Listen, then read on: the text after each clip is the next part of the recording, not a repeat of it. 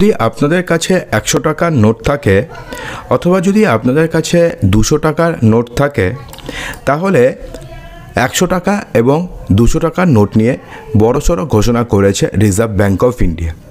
হ্যাঁ বন্ধুরা, আসছে নতুন 100 টাকা এবং 200 টাকার নোট। তাহলে কি আপনাদের কাছে যে 100 টাকার নোটগুলো রয়েছে বা 200 টাকার যে নোটগুলো রয়েছে সেগুলোকে তাহলে কি অচল হয়ে যাবে? তাহলে কি আপনাকে বড়সড় কোনো সমস্যায় পড়তে হবে?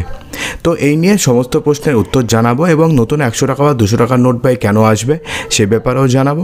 সেই জন্য ভিডিওটিকে মোটেও স্কিপ না করে সম্পূর্ণ দেখতে থাকুন। প্রায় 100 টাকা এবং 200 টাকার নোট নিয়ে বড়সড় আপডেট দিল রিজার্ভ ব্যাঙ্ক অফ ইন্ডিয়া অর্থাৎ আরবিআই। আরবিআই ঘোষণা করেছে যে শীঘ্রই নতুন 100 টাকা এবং নতুন 200 টাকার নোট বাজারে আসতে চলেছে। 11ই মার্চ কেন্দ্রীয় সরকার এই তথ্য জানিয়েছে এবং এই বিষয়ে একটি বিজ্ঞপ্তিও ইতিমধ্যে প্রকাশ করা হয়েছে। অর্থাৎ বর্তমানে বাজারে নতুন 100 টাকার নোট আসছে এবং নতুন 200 টাকার নোট আসছে। ইতিমধ্যেই রিজার্ভ ব্যাঙ্ক অফ ইন্ডিয়ার তরফ থেকে নোটিফিকেশন দিয়ে জানিয়ে দেওয়া হয়েছে।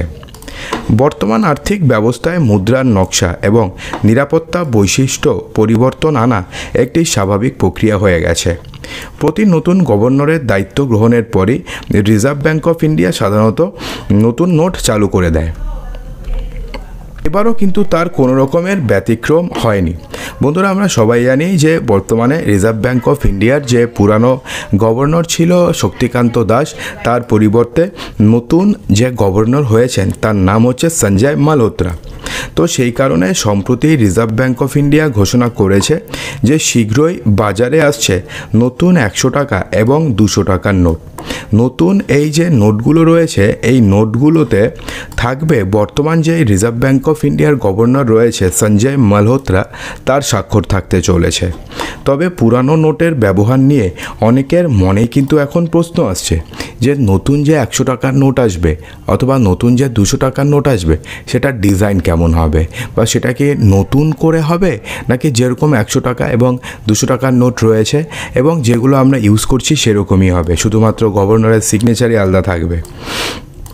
তো এক্ষেত্রে বলা হয়েছে যে এগুলি মহাত্মা গান্ধী সিরিজের 100 এবং 200 টাকার নোটের মতনই দেখতে হবে। অর্থাৎ বর্তমানে যে 100 টাকার নোট আপনি দেখতে পাচ্ছেন বা 200 টাকার নোট যেটা আপনাদের কাছে রয়েছে সেই 200 টাকার নোটের মতনই নতুন 100 টাকা এবং 200 টাকার নোট ছাপাবে।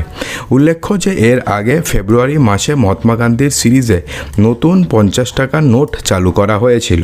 তো কী কারণে নতুন নোট আনলো রিজার্ভ ব্যাঙ্ক অফ ইন্ডিয়া?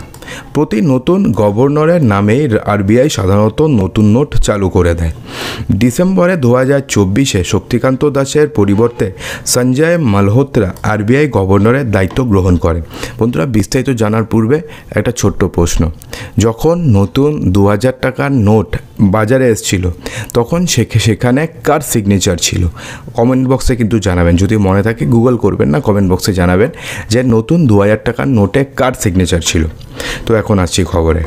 তারপর থেকেই নতুন আরবিআই নতুন 50, 100 এবং 200 টাকার নোট বাজারে আনার সিদ্ধান্ত নেয়। অর্থাৎ যখন নতুন গভর্নর আসে তার পরে পরে এই সিদ্ধান্ত নেয়। তো সেক্ষেত্রে এখন আপনাদের মনে সবথেকে যে বড় প্রশ্ন যে পুরানো নোটের তাহলে কি হতে চলেছে?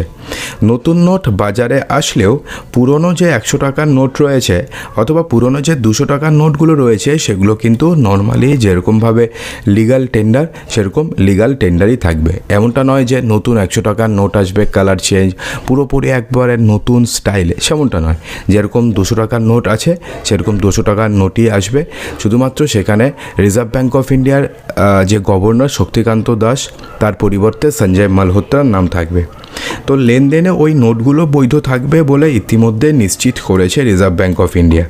তাই সাধারণ মানুষকে কোনো চিন্তা করার কোনো প্রয়োজন নেই। আগের বারের মতন তারা এই নোট ব্যবহার করতে পারবেন। অর্থাৎ আপনারা আগে যেমন 100 টাকা এবং 200 টাকার নোট ব্যবহার করতেন সেরকম ব্যবহার করতে পারবেন। অর্থাৎ ধরুন 200 টাকার নোট, তো এখানে reserve bank of India governor Shaktikanta দাসের সিগনেচার রয়েছে। এখানে তার পরিবর্তে নতুন যে গভর্নর হয়েছেন তার সিগনেচার থাকবে। এছাড়া কিন্তু আর কোনো রকমের পরিবর্তন কিন্তু হবে না, এমনটা কিন্তু জানিয়ে দিয়েছে রিজার্ভ ব্যাঙ্ক অফ ইন্ডিয়া। তো বন্ধুরা, আশা করব যে ভিডিওটিতে আপনাদের সমস্ত কিছুই সঠিকভাবে বোঝাতে পেরেছি। যদি ভিডিওটি আপনাদের ভালো লেগে থাকে তো লাইক করবেন, বন্ধুদের মাঝে প্রচুর শেয়ার করবেন এবং চ্যানেলটিকে সাবস্ক্রাইব অবশ্যই করবেন। তো অসংখ্য ধন্যবাদ ভিডিওটি সম্পূর্ণ দেখার জন্যে।